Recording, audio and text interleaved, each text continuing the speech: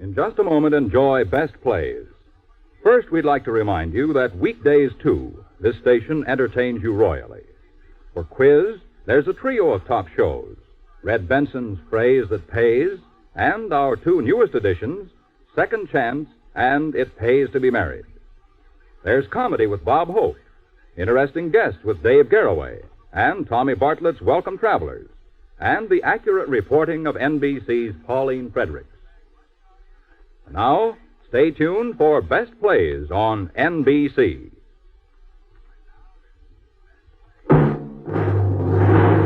From New York, where the American stage begins, NBC presents Best Plays with John Chapman.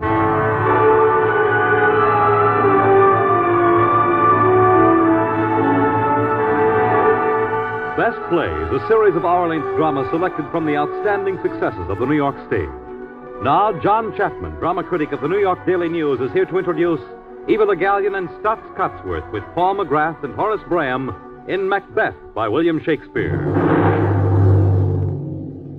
Mr. Chapman. Thank you, Fred Collins, and welcome, audience.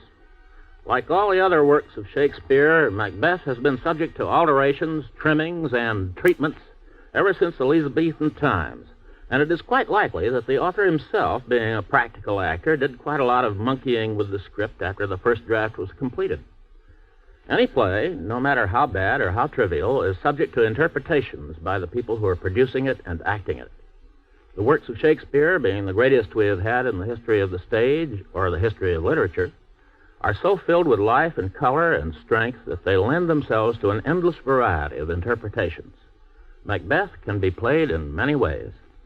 Our principal actors at this performance, Eva Le Gallion and Stotts Cotsworth, are devoted Shakespeareans, and they are interested in Macbeth as a study of progressive crime. They see the drama as a story of the dreadful ambition of Lady Macbeth and the manner in which this ambition brought about the disintegration and doom of her husband.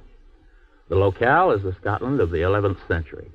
And, of course, the drama begins, as it must begin, with the meeting of the three weird sisters on the moor.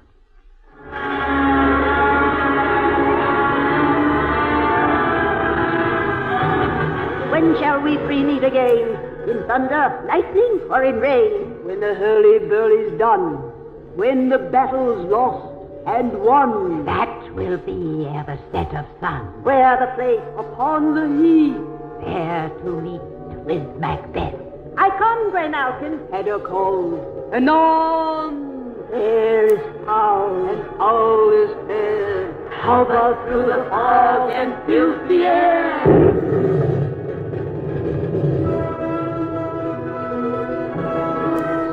Those are the voices of the three weird sisters, the witches, who await the coming of Macbeth.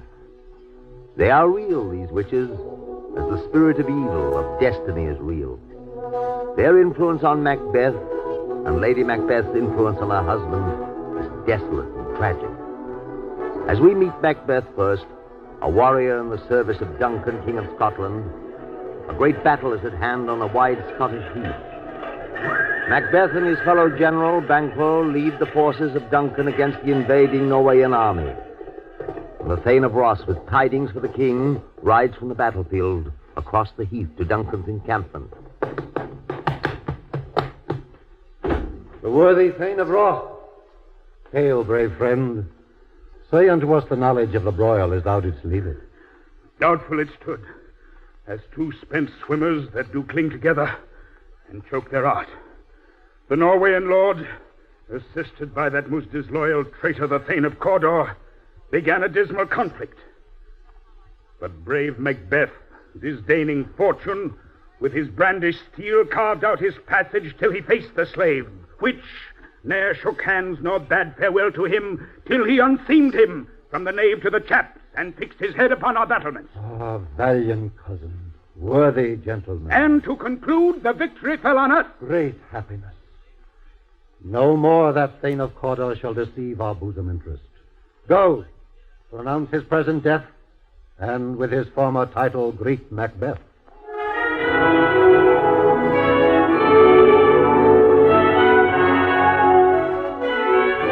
Where hast thou been, sister? Enshrined. To where thou, a sailor sailor's wife had... People lived with witchcraft in 11th century Scotland. It was both good and evil, science and sin. It explained the unexplainable.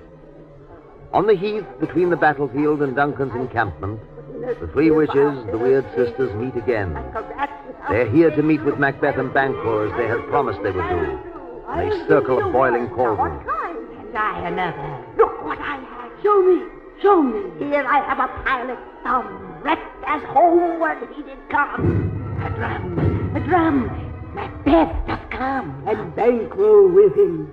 The weird sisters, hand in hand, Posters of the sea and land, thus to go about, thrice to thine, and thrice to mine, and thrice again to make up nine. These, the charm's wound up. So foul and fair a day I have not seen. How far is it called to Forey? What are these? So withered and so wild in their attire that look not like the inhabitants of the earth, and yet are aunt? Speak if you can. What are you? All hail, Macbeth. Hail to thee, Thane of Glamis. All hail, Macbeth. Hail to thee, Thane of Cawdor. All hail, Macbeth, that shalt be king hereafter. Good sir, why do you start and seem to fear things that do sound so fair? In the name of truth, are ye fantastical, or that indeed which outwardly ye show? My noble partner you greet with present grace and great prediction of noble having and of royal hope. That he seems rapt withal, to me you speak not.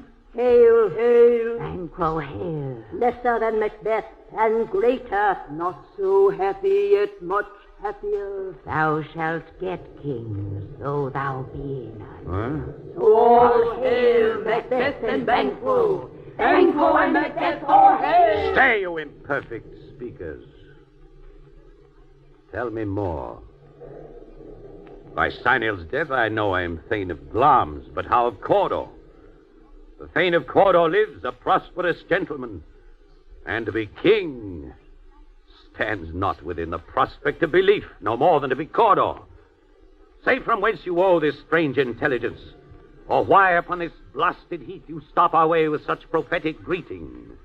Speak, I charge you. Whither are they vanished? The earth hath bubbles as the water has, and these are up, and whither are they vanished? Into the air, and what seemed corporal melted as breath into the wind. Would they had stayed? Were such things here as we do speak about, or have we eaten on the insane root that takes the reason prisoner? Your children shall be king. You shall be king. And Thane of Cawdor, too, went it not so? To the self-same tune and words. Who's here? Is Ross. The king hath happily received, Macbeth, the news of thy success. And when he reads thy personal venture in the rebels' fight, his wonders and his praises do contend, which should be thine or his. And for an earnest of a greater honor, he bade me from him call thee Thane of Cawdor, in which addition hail, most worthy Thane, for it is thine. What? Can the devil speak true? The Thane of Cawdor lives. Why do you dress me in borrowed robes? Who was the Thane lives yet, but under heavy judgment bears that life which he deserves to lose. Treason's capital, confessed and proved, have overthrown him. Glamis and Thane of Cawdor, the greatest is behind. Thanks for your pains. Banquo, do you not hope your children shall be kings, when those that gave the Thane of Cawdor to me promised no less to them? That trusted home might yet enkindle you unto the crown besides the Thane of Cawdor. But 'tis strange, and oftentimes, to win us to our harm, the instruments of darkness tell us truths, win us with honest trifles, to betray us in deepest consequence. Cousin, a word, I pray you. 2 truths are told, as happy prologues to the swelling act of the imperial theme. I am Thane of Cawdor.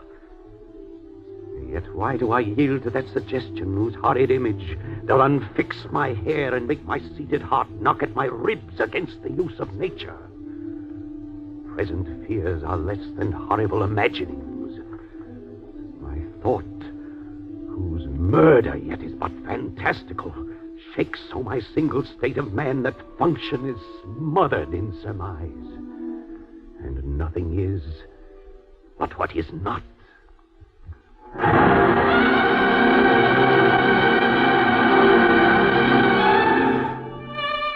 Thus, Macbeth, his heart pounding, his mind racing, tries to banish the thoughts that come to him. He cannot. He reaches Duncan's encampment and hears the king fix the line of succession to the throne. We will establish our estate upon our eldest, Malcolm, whom we name hereafter the Prince of Cumberland. Then, indeed, does Macbeth's mind race. The Prince of Cumberland. That is a step on which I must fall down, or else I'll leap, for in my way it lies. Stars, hide your fires. Let not light see my black and deep desires. The eye wink at the hand, yet let that be which the eye fears when it is done to see.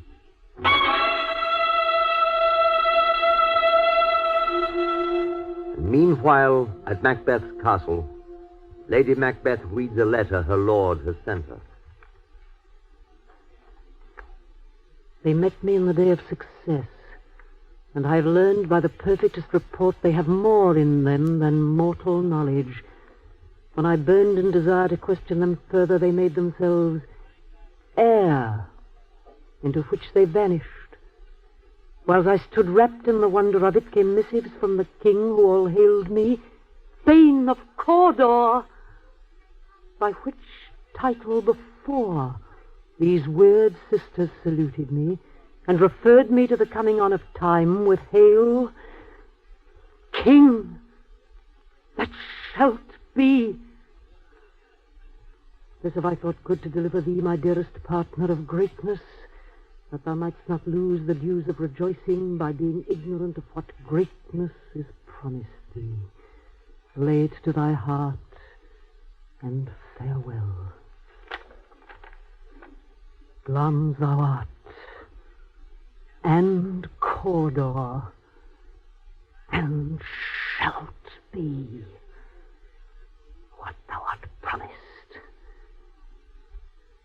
Yet do I fear thy nature. It is too full of the milk of human kindness to catch the nearest way. Thou wouldst be great, not without ambition, but without the illness should attend it. What thou wouldst highly, that wouldst thou holily. Wouldst not play false, and yet wouldst wrongly win. Thou'dst have great Glamis, that which cries, thus must thou do if thou have it, and that which rather thou dost fear to do than wishest should be undone. Hie thee hither, that I may pour my spirits in mine ear, and chastise with the valor of my tongue all that impedes thee from the golden round, which fate and metaphysical aid doth seem to have thee crowned withal. My lady. What is your tidings? The king comes here tonight. Thou'rt mad to say it. Is not thy master with him, who would have informed for preparation? So please you, it is true. Our Thane is coming. One of my fellows had the speed of him, who almost dead for breath. Had scarcely more than would make up his message. Give him attending. He brings great news. The raven himself is horse that croaks the fatal entrance of Duncan under my battlements. Come, you spirits that tend on mortal thoughts, unsex me here, and fill me from the crown to the toe top full of direst cruelty. Make thick my blood. Stop up the access and passage to remorse, that no compunctious visitings of nature shake my fell purpose, nor keep peace between the effect and it. Come to my woman's breasts and take my milk for gall, you murdering wherever in your sightless substances you wait on nature's mischief. Come, thick night, and pall thee in the dunnest smoke of hell, that my keen knife see not the wound it makes, nor heaven peeps through the blanket of the dark to cry, hold, hold! Great Glamis, worthy Cawdor, greater than both by the all-hail hereafter.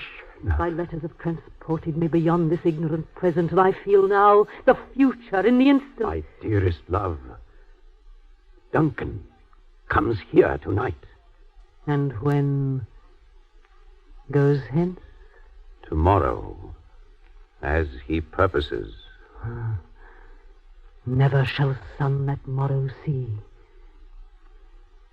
Your face, my Thane, is as a book where men may read strange matters. To beguile the time, look like the time. Bear welcome in your eye, your hand, your tongue. Look like the innocent flower. But be the serpent under it. He that's coming must be provided for.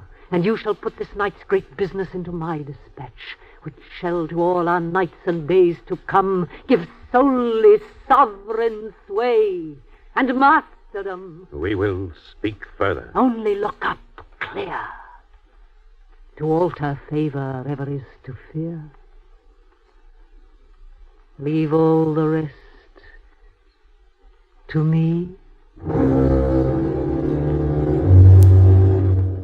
When the king has come and has been greeted by Macbeth and Lady Macbeth, and when the king and all his train have been seated at table, then Macbeth, his fixed smile of welcome fading from his face, leaves his banquet hall to be alone. If it were done when 'tis done, then 'twere well it were done quickly. If the assassination could trammel up the consequence and catch with his surcease success, that but this blow might be the be-all and the end-all here. But here upon this bank and shoal of time we jump the life to come. But in these cases we still have judgment here, that we but teach bloody instructions which being taught return to plague the inventor. This even-handed justice commends the ingredients of our poisoned chalice to our own lips. He's here in double trust. First, as I am his kinsman and his subject strung both against the deed. Then as his host who should against his murderer shut the door, not bear the knife myself.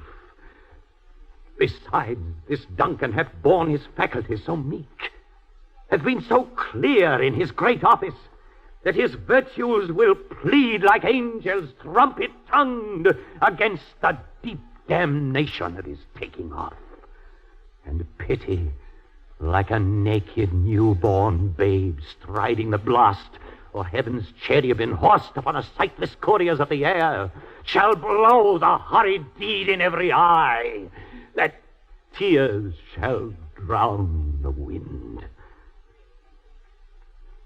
I have no spur to prick the sides of my intent, but only vaulting ambition, which o'erleaps itself and falls on the other. How now, what news? He has almost supped. Why have you left the chamber? Had he asked for me? No, you not. He has. We will proceed no further in this business. He hath honored me of late, and I have bought golden opinions from all sorts of people, which would be worn now in their newest gloss, not cast aside so soon. Was the hope drunk wherein you dressed yourself? Hath it slept since, and wakes it now to look so green and pale at what it did so freely? From this time such I account thy love. Art thou afeard to be the same in thine own act and valor as thou art in desire? Wouldst thou have that which thou esteem'st the ornament of life, or live a coward in thine own esteem, letting I dare not wait upon I would, like the poor cat in the adage? Prithee, peace, I dare do all that may become a man. Who dares do more is none. What beast wast then that made you break this enterprise to me? When you durst do it, then you were a man. Nor time nor place did then adhere, and yet you would make both. they have made themselves, and that their fitness now does unmake you. I have given suck, and know how tender 'tis to love the babe that milks me. I would, while it was smiling in my face, have plucked my nipple from his boneless gums and dashed the brains out had I so sworn, as you have done to this. If we should fail. We fail. But screw your courage to the sticking place, and we'll not fail. When Duncan is asleep, whereto the rather shall his day's hard journey soundly invite him, his 2 chamberlains will I with wine and wassail so convince that memory, the warder of the brain, shall be a fume, and the receipt of reason a limbeck only, when in swinish sleep their drenched natures lie as in a death. What cannot you and I perform upon the unguarded Duncan? What not put upon his spongy officers, who shall bear the guilt of our great quell? Bring forth men, children only. For thy undaunted mettle should compose nothing but males. Will it not be received when we have marked with blood those sleepy 2 of his own chamber, and used their very daggers that they have done? Who dares receive it other, as we shall make our griefs and clamour roar upon his death? I am settled, and bend up each corporal agent to this terrible feat. Away, and mock the time with fairest show. False face must hide what the false heart does know.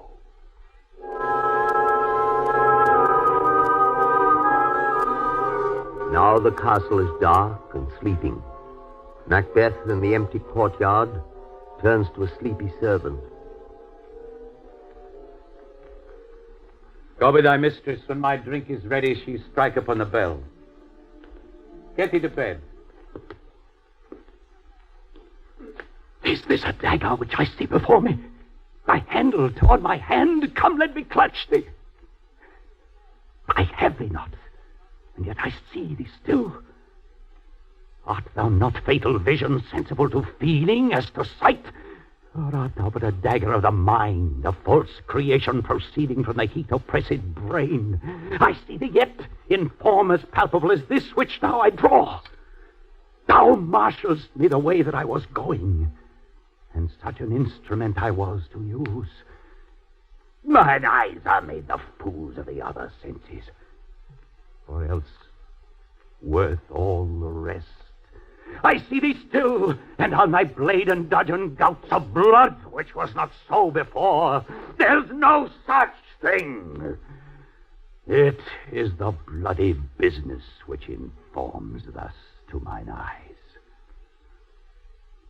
Now, for the 1/2 world, nature seems dead, and wicked dreams abuse the curtain's sleep.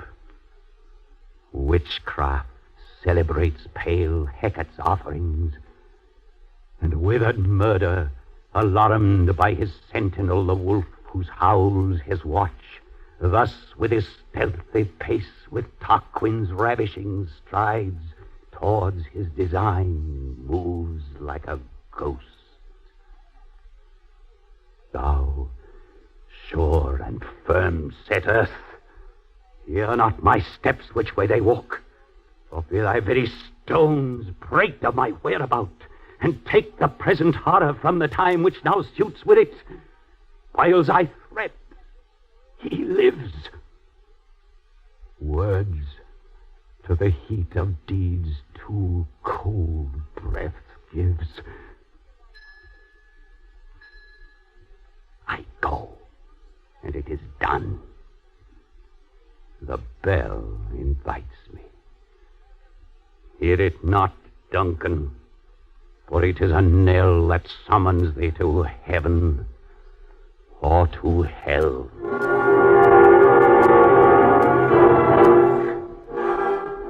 Macbeth goes slowly into the castle. And slowly, almost reluctantly, past the king's guards, whom Lady Macbeth is stupefied with wine, and enters the king's chamber. In the room beyond, Lady Macbeth waits. That which has made them drunk hath made me bold. What hath quenched them hath given me fire. Hark! Ah, peace. 'Twas the owl that shrieked, the fatal bellman that gives the sternest good night. He is about it. The doors are open, and the surfeited grooms do mock their charge with snores. I have drugged their possets that death and nature do contend about them, whether they live or die. Who's there? What ho? Alack! I am afraid they have awaked, and 'tis not done. The attempt and not the deed confounds us. Hark! I laid their daggers ready. He could not miss them. Had he not resembled my father as he slept, I had done it. My husband... I have done the deed. Didst thou not hear a noise? I heard the owl scream and the crickets cry. Did not you speak? When? Now. As I descended? Aye. Hark! Who lies in the second chamber? Donalbain. This is a sorry sight. Foolish thought to say a sorry sight. As one did laugh in sleep, and one cried murder, that they did wake each other. I stood and heard them, but they did say their prayers and addressed them again to sleep. There are two lodged together. One cried, God bless us and our men, the other, as they had seen me with his hangman's hands. Listening their fear, I could not say amen when they did say, God bless us. Consider it not so deeply. But wherefore could I not pronounce amen? I had most need of blessing, and amen stuck in my throat. These deeds must not be thought after these ways, so it will make us mad. Methought I heard a voice cry, sleep no more. Macbeth does murder sleep. The innocent sleep. Sleep that knits up the raveled sleeve of care. The death of each day's life, sore labor's bath, balm of hurt minds, great nature's second course, chief nourisher in life's feast. What do you mean? Still it cried, sleep no more to all the house. Glamis hath murdered sleep, and therefore Cawdor shall sleep no more. Macbeth shall sleep no more. Who was it that thus cried? Why, worthy Thane, you do unbend your noble strength to think so brain-sickly on things. Go, get some water and wash this filthy witness from your hand. Why did you bring these daggers from the place? They must lie there. Go carry them and smear the sleepy grooms with blood. I'll go no more. I am afraid to think what I have done. Look on't again, I dare not. Infirm of purpose. Give me the daggers. The sleeping and the dead are but as pictures. 'Tis the eye of childhood that fears a painted devil. If he do bleed, I'll gild the faces of the grooms with all, for it must seem their guilt. Whence is that knocking? Thou is't with me when every noise appalls me. What hands are here? Ach, they pluck out mine eyes. Will all great Neptune's ocean wash this blood clean from my hand? No. This my hand will rather the multitudinous seas incarnadine, making the green one red. My hands are of your color, but I shame to wear a heart so white. Hear a knocking at the south entry. Retire we to our chamber. A little water clears us of this deed. How easy is it then? Your constancy has left you unattended. Hark, more knocking. Get on your nightgown lest occasion call us and show us to be watchers. Be not lost so poorly in your thoughts. To know my deed, 'twere best not know myself. Wake, Duncan, with thy knocking. I would thou couldst. Oh, here's a knocking indeed. Knock, knock. knock. Who's there in the name of Beelzebub? Knock, knock. Who's there in the other devil's name? Anon, anon. My Lord Macduff. Thy master stirring? Ah, my knocking has wakened him. Here he comes. Good morrow, noble sir. Macduff, good morrow. Is the king stirring, worthy Thane? Not yet. He did command me to call timely on him. I'd almost slipped the hour. I'll bring you to him. I know this is a joyful trouble to you, yet 'tis one. A labor we delight in, physics, pain. This is the door. I'll make so bold to call, for 'tis my limited service.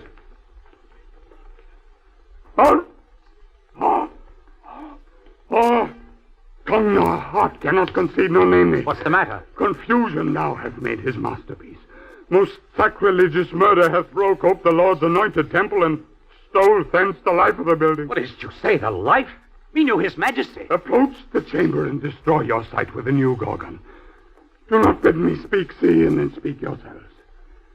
Awake! Awake! Ring the alarm bell, murder and treason! Banquo and Donalbain Malcolm, awake!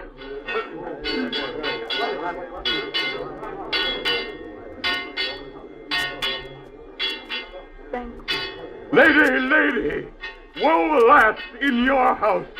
Too cruel anywhere. Did I prithee contradict thyself and say it is not so? Had I but died an hour before this chance, I had lived a blessed time. For from this instant there's nothing serious in mortality. All is but toys. Renown and grace is dead. The wine of life is drawn, and the mere lees is left as fault to brag of. What is amiss? You are and do not know it. The spring, the head, the fountain of your blood is stopped. The very source of it is stopped. Your royal father's murdered. Oh! By whom? Those of his chamber, as it seemed, had done. The hands and faces were all badged with blood, so were their daggers, which unwiped I found upon their pillows. They stared and were distracted. No man's life was to be trusted with him. Oh, yet I do repent me of my fury that I did kill them. Why? Wherefore did you so? Why? Who can be wise, amazed, temperate and furious, loyal and neutral in a moment? No man. The expedition of my violent love outran the pause of reason. Here lay Duncan, his silver skin laced with his golden blood, and his gashed stabs looked like a breach in nature for ruin's wasteful entrance. They are the murderers, steeped in the colors of their trade, their daggers unmannerly breached with gore. Who could refrain that had a heart to love, and in that heart courage that makes love known? Ah! Help me, hence!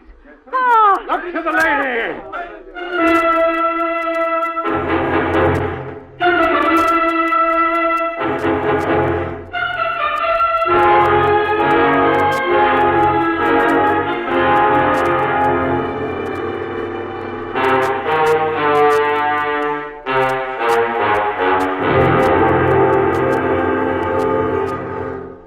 In a moment, Act Two of Macbeth, starring Eva Le Gallion and Stutz Cotsworth. This is NBC, the National Broadcasting Company.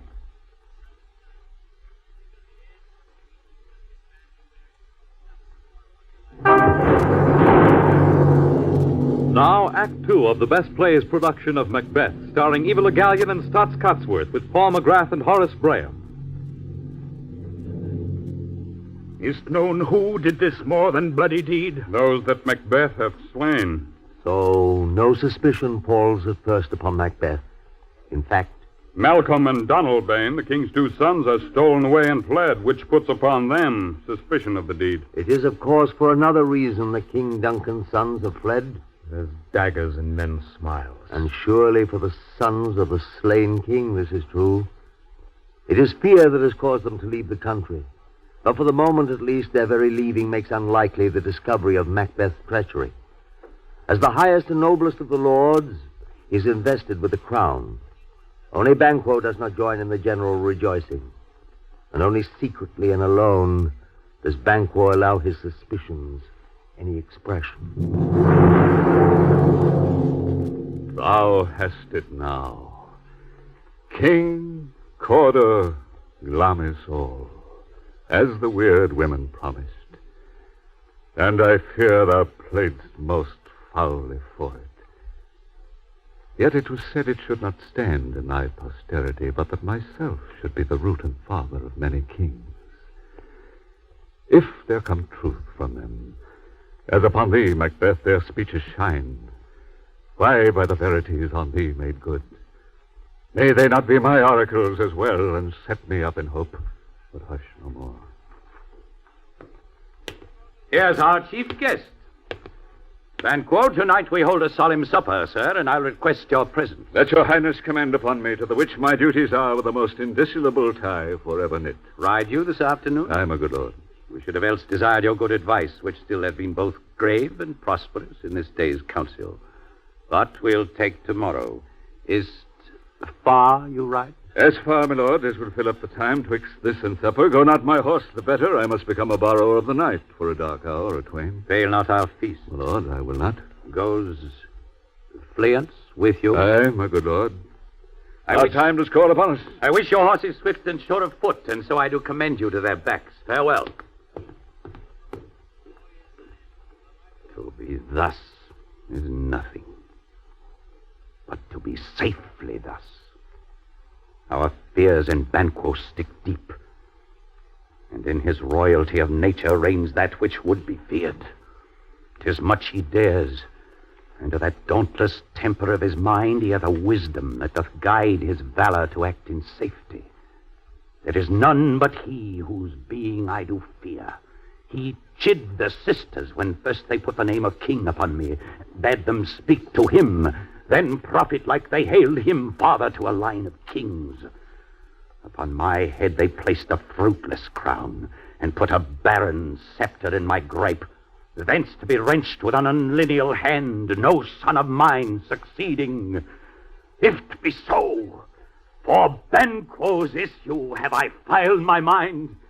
For them the gracious Duncan have I murdered, put rankers in the vessel of my peace only for them, and mine eternal jewel given to the common enemy of man to make them kings. The seed of Banquo, kings? Rather than so, come fate into the list and champion me to the utterance. And Macbeth passes into his castle and goes swiftly to a chamber where two villainous-looking men await his pleasure. Was it not yesterday we spoke together? It was so, please your highness. Well, then, now, have you considered of my speeches? Know that it was he in the times past which held you so under fortune which you thought had been our innocent self. This I made good to you, and all things else that might to half a soul and to a notion crazed say, thus did Banquo. You made it known to us. Both of you know Banquo was your enemy. True, my lord. So is he mine, and in such bloody distance that every minute of his being thrusts against my nearest of life. We shall, my lord, perform what you command us. So our lives... Your spirits shine through you. Within this hour at most, I will advise you where to plant yourselves, acquaint you with a perfect spy of the time, the moment on't. For it must be done tonight, then, something from the palace. Always thought that I require a clearness, and with him to leave no rubs nor botches in the work. Fleance, his son, that keeps him company, whose absence is no less material to me than is his father's, must embrace the fate of that dark hour. Resolve yourselves apart. I'll come to you anon. We are resolved, my lord. I'll call upon you straight. Abide within. It is concluded. Banquo, thy soul's flight, if it find heaven, must find it out tonight.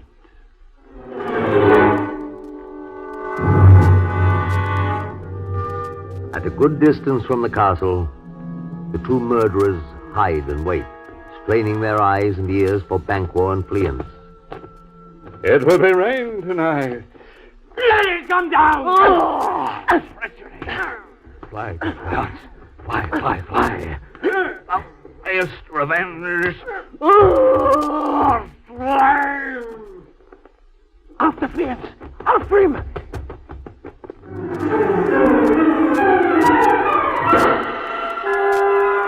But young Fleance has escaped. Fleance is gone.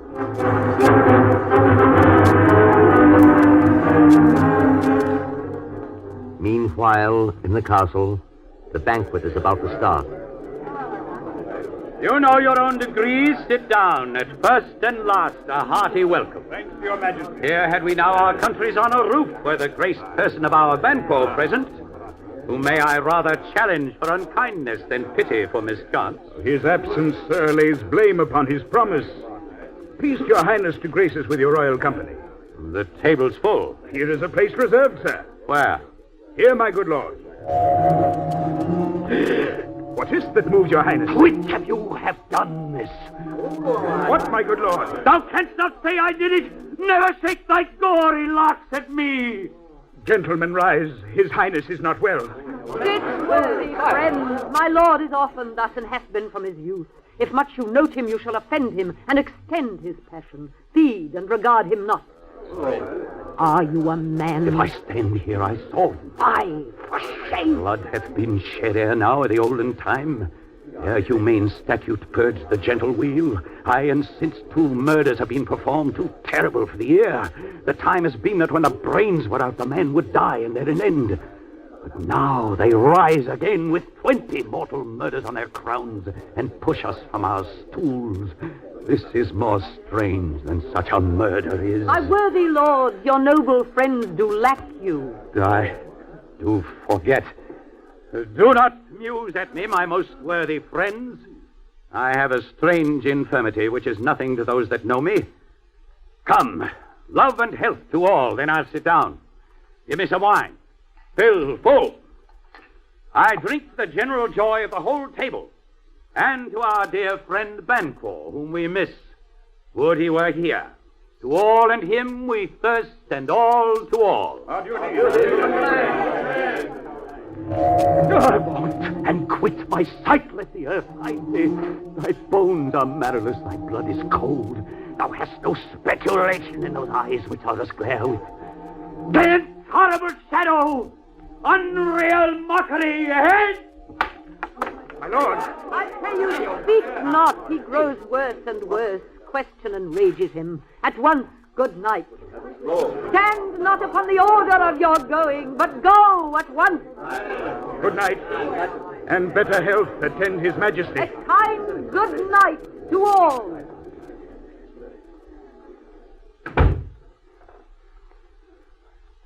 It will have blood. They say blood will have blood. Stones have been known to move and trees to speak. Auguries and understood relations have by magpies and choughs and rooks brought forth the secrets man of blood. What is the night? Almost at odds with morning, which is which. How sayest thou that Macbeth denies his person at our great bidding? Did you send to him, sir? I hear it by the way, but I will send. There's not a one of them but in his house I keep a servant feed. I will tomorrow, and betimes I will to the weird sisters. More shall they speak. For now I am bent to know by the worst means the worst. For mine own good all causes shall give way. I am in blood stepped in so far that should I wade no more, returning were as tedious as go all. Strange things I have in head that will to hand, which must be acted ere they may be scanned. You lack the season of all natures. Sleep. Come, will to sleep. My strange and self-abuse is the initiate fear that wants hard use. We are yet but young, indeed.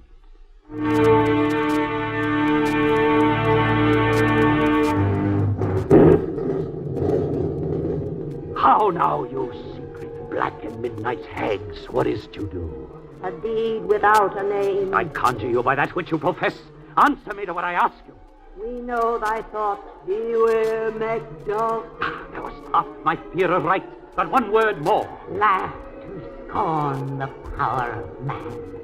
For none of woman born shall harm Macbeth. Then live, Macduff. What need I fear of thee? Macbeth shall never vanquish thee until great Burnham Wood to high Dunsinane Hill shall come against him. That shall never be.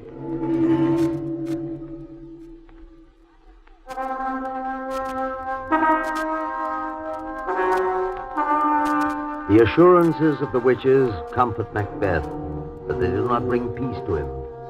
And shortly news comes to his ears which is most disturbing. Macduff is fled to England. Fled to England to join the growing forces of young Malcolm against the tyrant. Macbeth acts immediately, acts upon the thought that comes first into his mind. He sends the murderers to Macduff's castle, where they slaughter Lady Macduff and her children. To England, where Malcolm, King Duncan's son, confers with Macduff. Ross comes with melancholy news. Your castle is surprised, your wife and babe savagely slaughtered.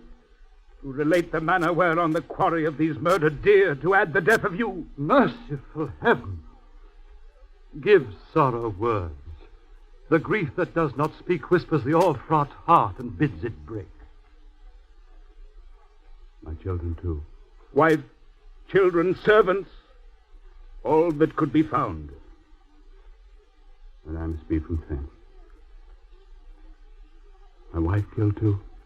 I have said. Be comforted. Let's make us medicines of our great revenge and cure this deadly grief. There's no children.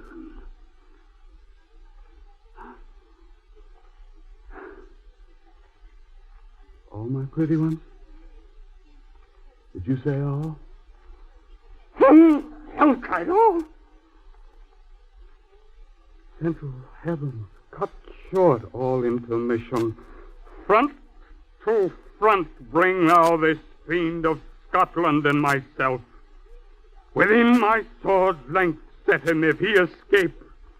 Heaven forgive me, too. This tune goes, Manly. Come, go we to the king. Our power is ready. Our lack is nothing but our leave. Macbeth is ripe for shaking, and the powers above put on their instruments.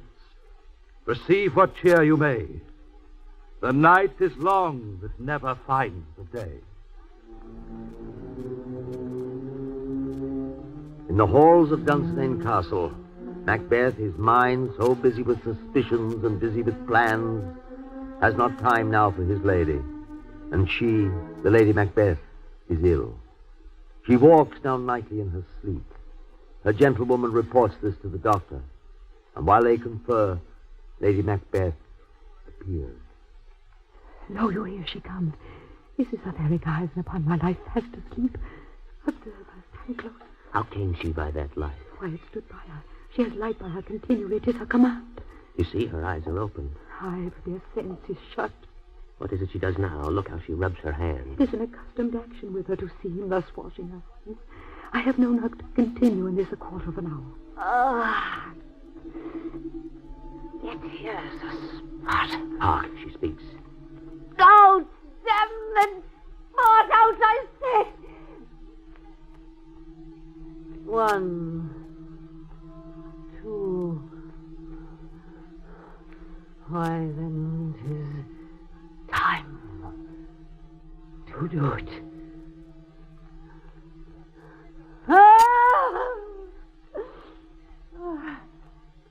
Hell is murky. Fie, my lord, fire, sulphur, and a beard. What need we fear, who knows it, when none can call our power to account? Yet who'd have thought the old man to have had so much blood in him? You mark that? The Thane of Fife had a wife. Ah, where is she now? What are these hands? There, be clean. No more of that, my lord. No more of that. You mar all with this starting. Go to. You have known what you should not. She has spoke what she should not, I am sure of that. Heaven knows what she has known. Ah, the smell of the blood. Still.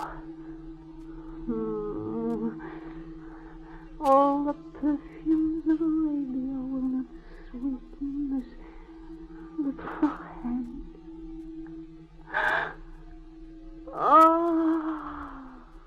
What a sigh is there. The heart is sorely charged. I would not have such a heart in my bosom for the dignity of the whole body.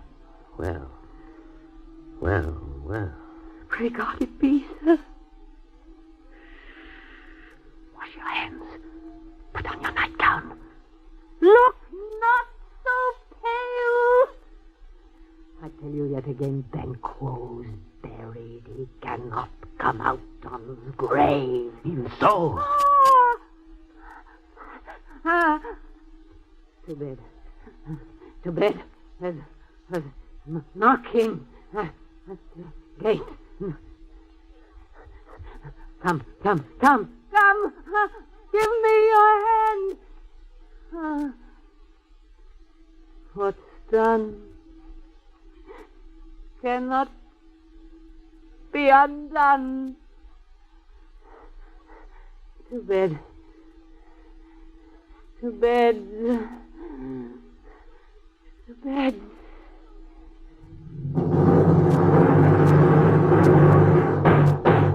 Hang out our banners on the outward walls. The cry is still, they come. Our castle's strength will laugh a siege to scorn. What is that noise? I have almost forgot the taste of fears.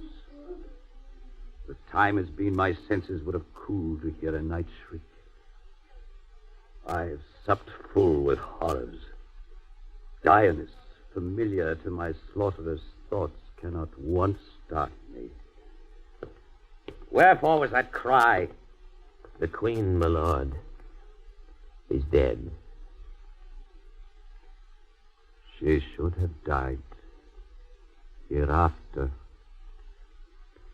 there would have been a time for such a word. Tomorrow and tomorrow and tomorrow creeps in this petty pace from day to day to the last syllable of recorded time.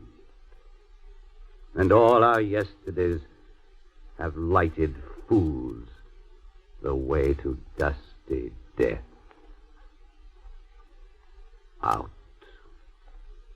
Out, brief candle. Life's but a walking shadow.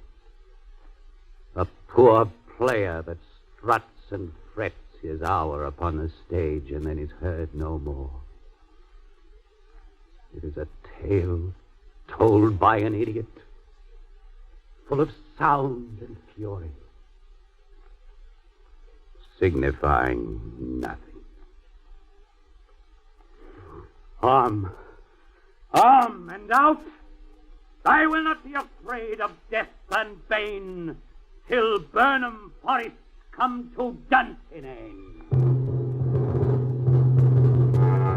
But Macbeth's reliance on the assurances of the witches, his confidence that Burnham Wood cannot come to Dunsinane and that therefore he cannot be defeated, is not well-founded. For as the forces of Malcolm come to Burnham Wood, Malcolm issues an order. Let every soldier hew him down a bough and bear it before him. Thereby shall we shadow the numbers of our host and make discovery err in report of us. Gracious, my lord. Use thy tongue, thy story quickly. Gracious, my lord, I should report that which I say I saw, but know not how to do it. Well, say, sir. As I did stand my watch upon the hill, I looked toward Burnham, and anon methought the wood began to move. Liar and slave. Let me endure your wrath, but not be so. Within this 3 mile may you see it coming. I say a moving grove. If thou speakst false upon the next tree, shalt thou hang alive till famine cling thee. If thy speech be sooth, I care not if thou dost for me as much. I begin to be a-weary of the sun, and wish the estate of the world were now undone. Ring the alarm bell. Low wind, come rack At least we'll die with harness on our backs.